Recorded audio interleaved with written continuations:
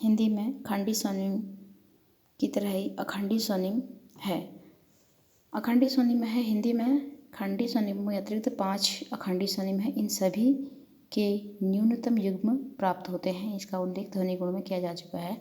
दीर्घता या मात्रा, जैसे ह्रस्व और दीर्घ 2 स्वर पूर्ण रूप से स्वनिम है। इनके न्यूनतम युग्म मिलते हैं कल, काल, किला, किला, कुल, कूल।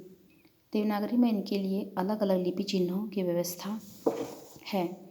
रोमन लिपि में इस तरह अलग व्यवस्था नहीं दिखाई गई है। जैसे रोमन लिपि में एक स्वर के 2 बार लिखकर दीर्घता सूचित की जाती है।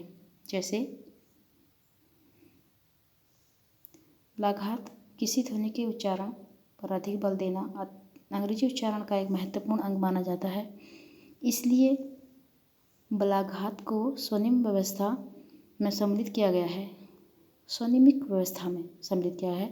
हिंदी में बलाघात शब्दगत और वाक्यगत दोनों प्रकार का है। जैसे शब्दगत पढ़, पढ़ा, उठा, बैठा।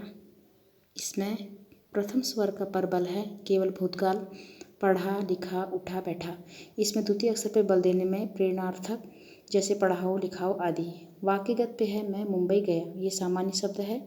मैं मुंबई गया, मैं पर बल अर्थात मैं ही गया, यह वाक्य है। मैं मुंबई गया, मुंबई पर बल अर्थात मुख्य गया, अत्यंतर नहीं।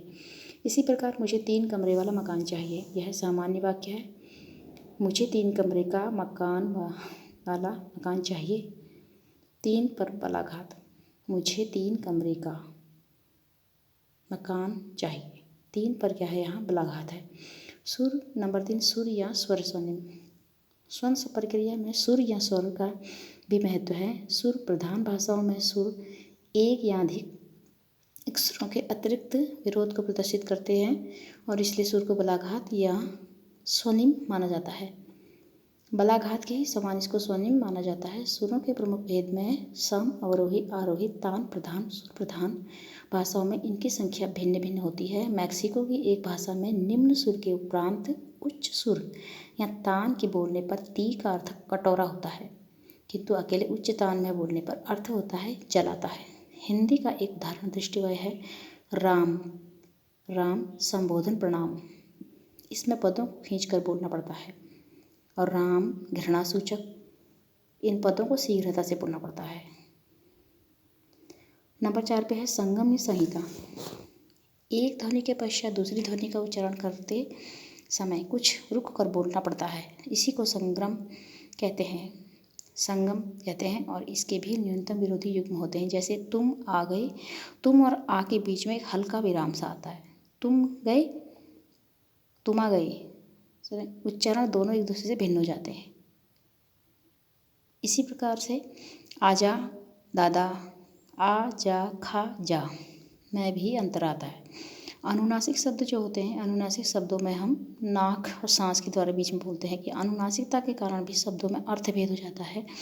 जैसे अनुनासिकता में शब्द भेद हो जाता है कि न्यूनतम युग्म वाले, जैसे है सांस, और सांस तो ऊपर से सांस में बिंदी, गोंद, गोंद, सवार, स्वार, राग, रंग, दाव और दाव। इस पर भी हमने अनुनासिक शब्द का प्रयोग है। हिंदी में कुल स्वनिम है खंडी स्तर पे, स्वर हैं 30 और व्यंजन 31, मिलाकर 41 हुए, अखंडी 5 हुए, योग मिला 46। संस्कृत में और 10 स्वर स्वनिम है। क वर्ग आदि का व्यंजन स्वनिम है और संस्कृत में 100 व्यंजन की स्वनिम है। अतः संस्कृत में स्वनिमों की संख्या 42 है। अंग्रेजी में ग्लीसन के अनुसार स्वनिमों की संख्या 46 है। इसमें 22 व्यंजन, 9 स्वर, 3 अर्धस्वर, 1 धन चिन्ह और 4 बलाघात, 4 सुर, 3 यति हैं।